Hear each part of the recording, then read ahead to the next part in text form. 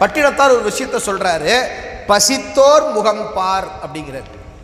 அந்த பசியில் இருக்கிறவனுடைய முகத்தை பார். அந்த பசியில் இருக்கிறவனுக்கு நீ உணவு கொடுத்தாயேயானால் அங்கே நீ சிவத்தை பார்க்கலாம்.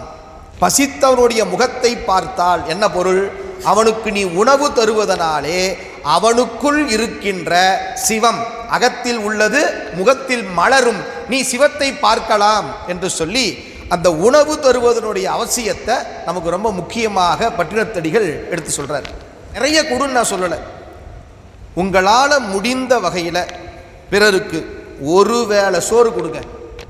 நீங்கள் ஒரு வேளை சோறு போடுங்க போதும். இல்லைங்க எனக்கு அதால் முடியல அப்படின்னா சரி, ஒரு வேளை சோறு முடியாட்டி போகுது, ஒரு பிடி சோறு கொடுங்களேன். அன்னதானம் என்பது நீ நிறைய பண்ணணுங்கிற அவசியம் இல்லை, ஒரு பிடி.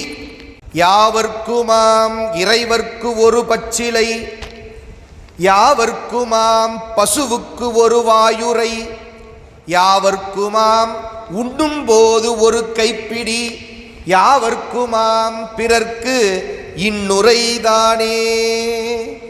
திருமூல நாயனார் சொல்றார், நீங்க நிறைய கொடுக்கணுங்கிற அவசியம் இல்லைங்க, யாவர்க்குமாம் உண்ணும் போது ஒரு கைப்பிடி, ஒரு பிடி சோறு நீங்க கொடுங்க போதும். இந்த ஒரு பிடி சோறு யார் சார் என்ன சார் சாப்பிடுவா?